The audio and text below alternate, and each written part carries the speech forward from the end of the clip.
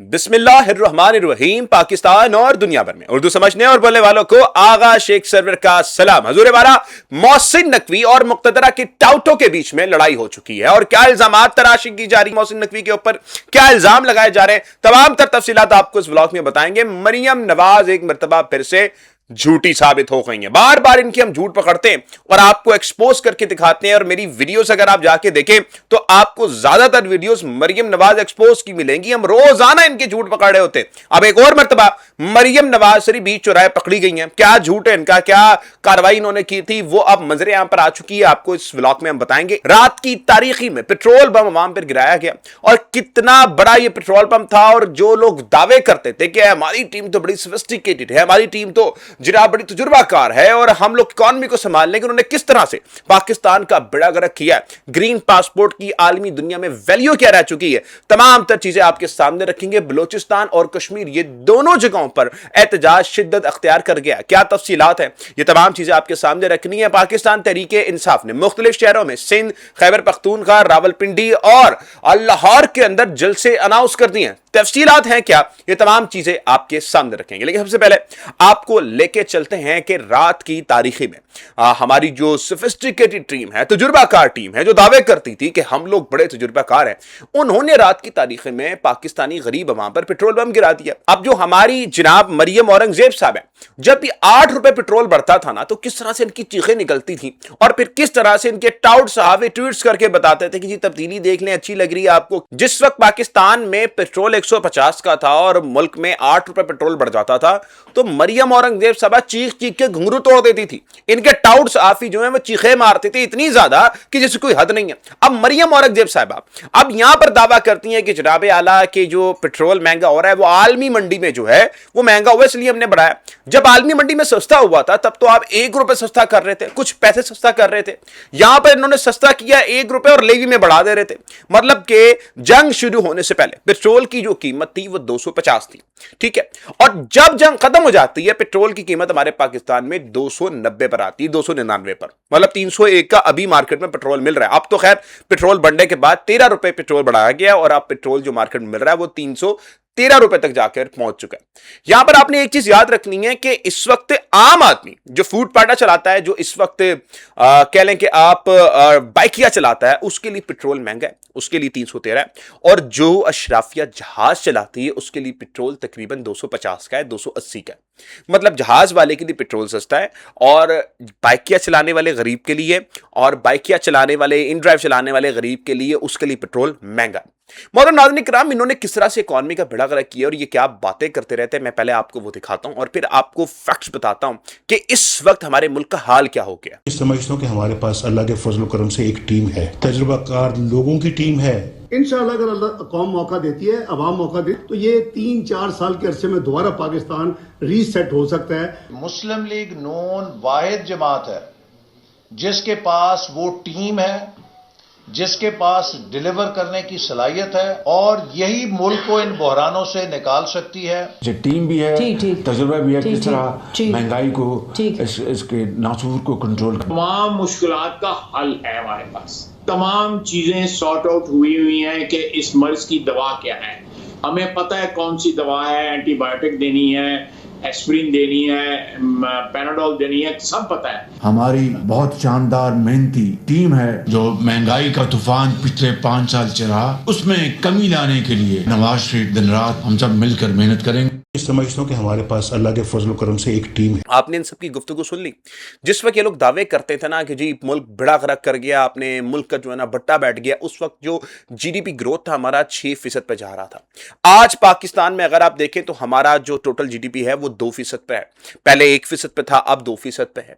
फिर उसके बाद जो इनके लोग थे दावा करते थे कि जी मुल्क बड़ा बुरा चल रहा है, महंगाई मार चल रही थी, उस वक्त आटा, घी की, चीनी के जो रेट थे वो एक आम मिडिल मैन के लिए अफोर्डेबल थे। देखिए इमरान खान के दौर से लेके अब का अगर हम दौर देख लें तो आटा, चावल, घी के जो रेट है वो किसी के रेट 106% बढ़े इमरान खान के दौर से, किसी के 86% बढ़े, किसी के 90% बढ़े। तो आप ये अंदाजा देख सकते हैं। अब हम बात करते हैं जो डंका मारा जाता है ना, जो एक डंका बजाया जाता है कि जी मुल्क बड़ा तरक्की कर रहा है, हमने पीस डील करवा दी है, मीडिएटर्स बन गए हम लोग और उसकी वजह से हम बड़ी तरक्की कर रहे हैं, मुल्क में हमारे दुनिया भर में आलमी दुनिया में डंके बज रहे हैं। अच्छा, अब मैं डंके बता देता हूं आपको क्या होता है। बुनियादी जो चीज होती है ना, वो होती है आपका पासपोर्ट, जो ग्रीन पासपोर्ट है। अब इस ग्रीन पासपोर्ट में आपने ये देखना है कि किस तरीके से हमारी आवाम को आलमी दुनिया देख रही है। अब यहां पर ग्लोबल सिटीजन सॉल्यूशंस की रिपोर्ट आती है और इस रिपोर्ट को दुनिया भर में मोतबर माना जाता है। अब जानते हैं कि उसमें पाकिस्तान के पासपोर्ट का क्या नंबर है? मैं जरा आपको लेके चलता हूं। ये आप ग्लोबल इंडेक्स की ये रिपोर्ट देख सकते हैं और इस पे आप बिल्कुल नीचे चले जाएं तो गालिबन 180वें नंबर पर आपको पाकिस्तान मिलेगा। ये है पाकिस्तान की कदर आलमी दुनिया में। अगर आप इसका ग्राफ देख लेना तो ये है इमरान खान के दौर का ग्राफ। अब आप ये इमरान खान के दौर का अगर ग्राफ देखें ना तो आपको एक पॉइंट दिखेगा जहां पर आपको इमरान खान के दौर का ये पासपोर्ट नजर आ रहा होगा। फिर आपको एक बड़ी लाइन आपको दिखेगी जिसकी वजह से आप देख सकते हैं कि पाकिस्तान का पासपोर्ट यहां से यहां पर आकर गिरा। मतलब इतना बड़ा फर्क ना आपको और किसी कंट्री में देखने को नहीं मिलेगा। सोचने वालों के लिए इशारा है, समझने वालों के लिए इशारा है कि आपने इस मुल्क के साथ क्या किया, कितना बेड़ा गर्क कर दिया आपने इस मुल्क का। इमरान खान के दौर में यह मुल्क तरक्की कर रहा था। जिस वक्त आपने इमरान खान को पकड़ के जेल में डाला तो उस वक्त ये ग्राफ देख लीजिए जो सबूत है कि किस तरह पाकिस्तान की कदर जो है वो तेजी के साथ नीचे गिरी। मोहतरम आगे चलें तो बलोचिस्तान और कश्मीर के अंदर जो अवाम है वो अब सरापा एहतजाज है और जो विजुअल्स वहां से आ रहे हैं यकीन जानिए, मतलब कि वो बताने कि मैं काबिल भी नहीं हूं, मेरे पास अल्फाज ही नहीं है। मैं आपको विजुअल्स दिखाता हूं कि आप विजुअल्स देखिए कि किस तरह से लोग जो हैं वो अब मैदान अमल पर डट चुके हैं। ये विजुअल्स आप देख सकते हैं कि रात की तारीखें में अवाम का एक समुंदर है जो बलूचिस्तान के अंदर है। अब कश्मीर की अगर हम बात करें ना, मैं बलूचिस्तान की सिचुएशन आपको बताता हूं और इसमें मोहसिन नकवी के बताता हूं, लेकिन मैं जरा कश्मीर आपको लेकर जाना चाहता हूं कि वहां की गैरतमंद अवाम जो है वो किस तरह से लड़ रही है। देखें, कश्मीर की जो अवाम है वो इस वक्त पीछे हटने का नाम नहीं ले रही। वो कह रही है कि कश्मीरी अवाम जो कोई भी हमारे साथ हुआ, जो हमारे लोगों के साथ हुआ, अब हम एक्शन कमेटी का साथ बिल्कुल भी नहीं छोड़ सकते। और उसकी वजह क्या है? देखें कि एक्शन कमेटी इस वक्त उनके हकूक के लिए निकली हुई है। बहुत लोग ना बात करते हैं कि जी ये जो प्रोटेस्ट हो रहे होते हैं, जगहें बंद हो जाती हैं ना, तो फिर हम ब्लेम किसको करते हैं कि जो प्रोटेस्ट कर रहा होता है। मिसाल के तौर पर सुहेल अफरीदी साहब जो हैं वो आते हैं 26 नंबर पर और 26 नंबर पर आकर वहां पर धरना देते हैं। अब सुहेल अफरीदी के आने के बाद ना वहां पर इस्लामाबाद पुलिस क्या करती है, वहां पर हर जो रोड है ना वो जनाब ब्लॉक कर देती है। मतलब कि सिर्फ वही रोड नहीं, 3-4 और रोड ब्लॉक कर देती है। तो एक जगह पर मैं देख रहा था कि गाड़ी वाला वो फरमा रहा है कि जनाब सुहेल अफरीदी साहब आप सूबे में रहे, आप यहां पर क्यों आ गए।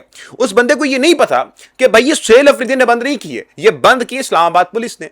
लेकिन उस शख्स ने ब्लेम किसको किया? उन लोगों को जो खुद मजलूम है, जो वो लोग जो प्रोटेस्ट कर रहे हैं। लेकिन कश्मीरी अवाम इन लोगों से खासा डिफरेंट थे। उन्होंने ब्लेम गेम जाके एक्शन कमेटी को नहीं किया। देखिए उनके साथ किया क्या, उनकी दवाइयां रोक दी गई, जो बेसिक जरूरियात थी वो रोक दी गई, खाना पानी का सामान था वो रोक दिया गया, पेट्रोल तो था उसको महदूद करके बेचा जा रहा है। लेकिन उसके बावजूद वो अवाम एक्शन कमेटी को कसूरवार नहीं ठहरा रही।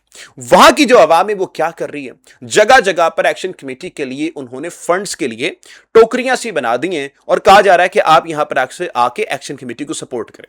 अब ये आप वीडियो देख लें कि जहां पर जो लोग हैं वो किस तरह से पैसे अपने डाल के जा रहे हैं एक्शन कमेटी के लिए कि भाई तुम खड़े रहो, हम तुम्हारे साथ हैं। तो खुददार कौमें, गैरतमंद कौमों की निशानी होती है। अब अगर बलूचिस्तान की बात करें तो बलूचिस्तान में मैंने आपको बताया था कि हन्ना हुरक्का जो इलाका है, जो पहाड़ी इलाका है, बड़ा खूबसूरत इलाका है, वहां पर भारी तादाद में दहशतगर्द आके बैठ गए। अब ये जो इलाका है इसमें BLA, TTP ये सारे जो हैं वहां पर मौजूद हैं। मुझे एक बात समझ में नहीं आई। आप देखें कि TTP का एक मौकिफ क्या है जो यहां पर दहशतगर्दी करती है। वो कहती है कि हम पाकिस्तान में इस्लामिक निजाम लेकर आएंगे। अब वो उसके साथ हिलाक कर रही है BLA, वो जो कि एक सेकुलर कह रहे हैं कि टेररिस्ट मूवमेंट है। मतलब कि BLA और TTP ने इलाहा किया हुआ है, अपनी इंटेलिजेंस शेयरिंग करती है, ये सिक्योरिटी जराए में बता चुके हैं। लेकिन क्या वजह है कि BLA और TTP के दोनों मुख्तलिफ जुदा होने के बावजूद ये लोग इकट्ठे हैं? ये वाज़ेह है कि इसके पीछे वाकई में कोई कुव्वतें हैं और ये कोई बात ऐसी नहीं है। मैं देख रहा था कि वजीर आज़म ने बता रहे थे और DG ISPR साहब बता रहे थे कि जी इसके पीछे हिंदुस्तान है। भाई ये तो सबको पता है।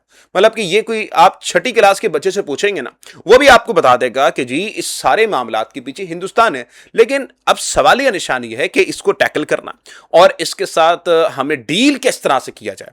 اب یہاں پر ہنہ اور رق کے علاقے میں بھاری تعداد میں دہشت گرد آ کے بیٹھ گئے اور اس میں کئی لوگ وہ بھی ہیں, میں نے آپ کو کل بھی بتایا کہ جو لوگ ناراض ہیں. تو میں یہ آسان لفظوں میں آپ کو سمجھاتا ہوں, یہ آپ پوسٹ دیکھ لیجئے جس میں ایک طرف ایک صحافی صاحب بتا رہے ہیں کہ جناب صبح 9 بجے تک وہاں کے جو مقامی پولیس اہلکار تھے وہ لڑتے رہے, رات بھر فائٹ کرتے رہے اور صبح 9 بج گئے ان کو فائٹ کرتے ہوئے. انہوں نے مدد کے لیے اپیل کی کہ ہمیں ایمونیشن دی جائے, ہمارے پاس اسلحہ نہیں ہے, گولیاں ختم ہو چکی ہیں. تو وہاں پر ان کو گولیاں نہیں دی جا سکیں جس کی وجہ سے کئی لوگ وہاں پر شہید ہوئے اور کئی لوگوں کو اغوا کر کے دہشت گرد اپنے ساتھ لے گئے. اب یہاں پر ایک پوسٹ آپ دیکھیں جو ہے محسن نقوی صاحب کی, جو فرما رہے ہیں کہ بھئی ان کے ساتھ آپریشن کی کوئی ضرورت نہیں, ان کے ساتھ تو ہمارا ایک ایس ایچ او نمٹ لے گا. ٹھیک ہے, اب اس کے اوپر صحافی عمران میر صاحب ہیں, وہ کیا لکھتے ہیں؟ وہ بتاتے ہیں کہ جس صوبے میں فوج اور پولیس کے مسلح لوگ محفوظ نہیں, وہاں دہشت گرد کس قدر سرایت کر چکا ہے اس کا اندازہ خود لگا لیں. وہ ایس ایچ او کی مار کے بیان والے صاحب کو ان کے پسندیدہ ایس ایچ او سمیت بھیجیں وہاں. مطلب کہ وہ یہ فرما رہے ہیں کہ جو کہہ رہے تھے نا کہ جناب وہ ایس ایچ او کی مار ہیں, ان کو ایس ایچ او سمیت بھیجیں وہاں پر تاکہ پتہ لگے وہاں پر کیا ہو رہا ہے. دیکھیں, اب انصار عباسی صاحب اور محسن نقوی کے بیچ میں ایک شدت اختیار کر گئی تھی. میں نے آپ کو بتایا تھا کہ جو مسئلہ چلا تھا, جو ون کانسٹیٹیوشن ایونیو کا معاملہ تھا, اس کے اوپر محسن نقوی اور انصار عباسی دونوں کے بیچ میں ایک لڑائی تھی. اب انصار عباسی جس قبیلے سے تعلق رکھتے ہیں وہ قبیلہ ہے مسلم لیگ نون کا. اس کا تو ہم نام لے سکتے ہیں, بتا سکتے ہیں آپ کو نا کہ انصار عباسی صاحب ایک انقلابی تھا. وہ انقلابی جو نون لیگ کے دور میں کہتا تھا کہ یہ لڑنا ہے مرنا ہے, اور پھر جب نون لیگ اقتدار میں آ گئی تو پھر یہ انقلابی کی انقلاب پھوس ہو جاتا ہے. یہ بندہ جو ہے پھر آ کر بیٹھ جاتا ہے یہاں پر اور پھر کہتا ہے کہ جو ہو رہا ہے صحیح ہے, ٹھیک ہے, بیعت کر لی جاتی ہے نا. اور محسن نقوی کا قبیلہ بڑا مضبوط قبیلہ ہے, مطلب آپ بھی جانتے ہیں ہم بھی جانتے ہیں وہ کس قبیلے سے تعلق رکھتے ہیں. اب انصار عباسی کا قبیلہ ورسس جناب محسن نقوی کا قبیلہ. اب میں آپ کو ویڈیو دکھانے لگا ہوں جس پہ کھلے عام تنقید محسن نقوی پہ کی جا رہی ہے. کیا باتیں کی جا رہی ہیں کہ جناب محسن نقوی نے کرکٹ کا بیڑا غرق کر دیا. کہا جا رہا ہے کہ محسن نقوی جو ہیں انہوں نے بلوچستان کا بیڑا غرق کر دیا, محسن نقوی نے ہر چیز کا بیڑا غرق کر دیا. انصار عباسی صاحب کی الفاظ ہیں, میرے نہیں, آپ جا کے انصار عباسی کو دیکھ سکتے ہیں. حکومت مجھے سمجھا تو دے کہ وزیر داخلہ جو ملک میں موجود ہی ہوتے کرکٹ کا ستیاناش انہوں نے کر دیا, اسلام آباد کا ستیاناش انہوں نے کر دیا, بلوچستان کا ستیاناش انہوں نے کر دیا, خیبر پختونخوا کا ستیاناش انہوں نے کر دیا, آزاد کشمیر کا ستیاناش انہوں نے کیا. آپ وزارت خارجہ بچ رہے ہیں اور ہمارے وزیر داخلہ اور وزیر خارجہ جو آپ وزیر خارجہ کا رول ادا کر رہے ہیں وہ پتہ نہیں کہاں ہے, کدھر ہے, پی سی بی میں ہیں.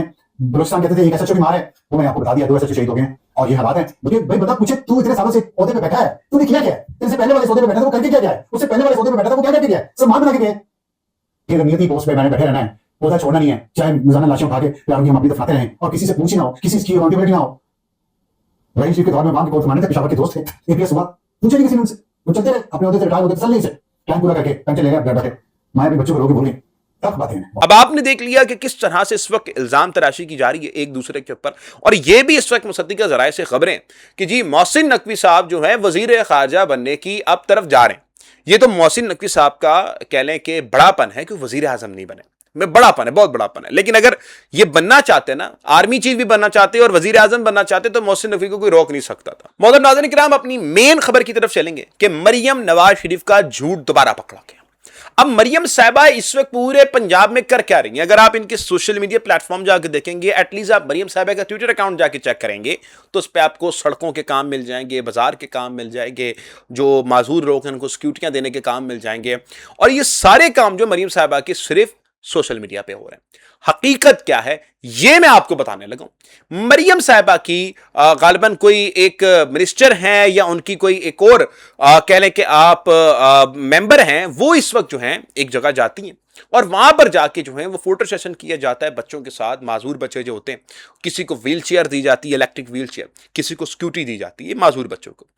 جب یہ فوٹو سیشن ہو جاتا ہے, گزر جاتا ہے, تو یہ لوگ کیا کرتے ہیں کہ جناب اعلیٰ ان بچوں سے جو سکوٹر ہوتی ہے الیکٹرک سکوٹر اور جو ویل چیئر ہوتی ہے الیکٹرک ویل چیئر لے کر ان کو واپس بھیج دیتے ہیں. ناروال میں یہ بہت بڑی سٹوری ہے اور یہ آپ کہہ سکتے ہیں دیکھتا جا, سنتا جا اور شرماتا جا.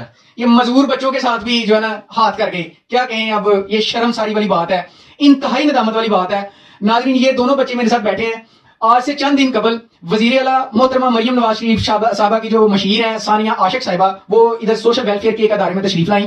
وہاں پہ آ کے انہوں نے اس بچے کو جو ہے ویل چیئر دی، الیکٹرک ویل چیئر دی، اور اس بچے کو الیکٹرک اسکوٹی دی، لیکن صرف فوٹو سیشن کی حد تک دی. فوٹو سیشن کمپلیٹ ہوئی، جب مس ثانیہ عاشق صاحبہ چلی گئیں تو انہوں بچوں نے بھی باہر نکلنے کی کوشش کی، لیکن انہوں نے کہا نا جی نا، ایسے نہیں بھائی جوانا، یہ ہمیں دے کے جاؤ پھر جانا ہے. وہ ان سے سب چیزیں واپس لے لی گئی. اب یہ مزدور بچے جو ہیں وہ میڈیا کے سامنے آئے ہیں. ان کا کہنا ہے کہ یہ ہمارے ساتھ بہت بڑی زیادتی ہے. یہ بچہ یہ کہتا ہے کہ میں ویل چیئر پہ ایزیلی اسکول جا سکتا تھا، یہ بچہ یہ کہتا ہے میں اسکوٹی پہ ایزیلی اسکول جا سکتا تھا، بازار جا سکتا تھا، باہر پھر سکتا تھا، لیکن یہ چل بھی نہیں سکتا. ویڈیو میں آپ دیکھ سکتے ہیں کہ اس بچے سے چلا بھی نہیں جاتا. یہ بھی مزدور ہے، یہ بھی مزدور ہے. فوٹو سیشن کروا لیا جاتا ہے، سوشل میڈیا پہ اپلوڈ بھی کر دیا جاتا ہے، لیکن بعد میں جب ان کو گھر بھیجا جاتا ہے تو دونوں چیزیں ان سے لے لی جاتی ہیں. ٹھیک ہے، یہ اب آپ نے ریالٹی دیکھنی ہے. ہم کبھی کبھار یہ جو چیزیں تھیں ہم فلم و ڈراموں میں دیکھتے تھے. مریم صاحبہ نے یقین جانی اس کو حقیقت بنا دیا. ایک طرف تو بازاروں میں کہہ رہے ہیں کہ ہم نے بیوٹیفیکیشن کر رہے ہیں، اب اس کا یہ کیا کام کرتے ہیں کہ ہر دکاندار سے ایک اسپیسیفک اماؤنٹ لیتے ہیں.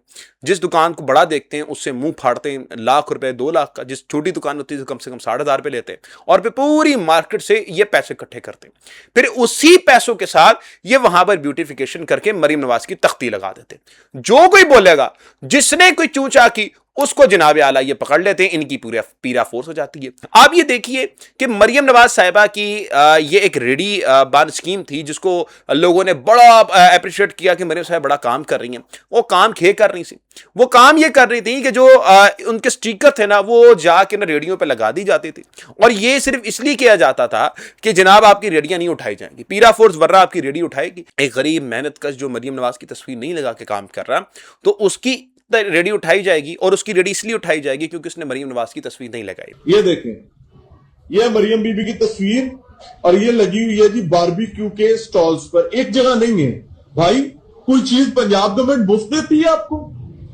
تو یہ کس لیے بینر لگے ہوئے ہیں؟ ہاں لاہور سے ہی ہوں. آنے کی وجہ کیا ہے؟ اللہ آپ کو عزت دے. یہ بینر ضروری ہے لگانا؟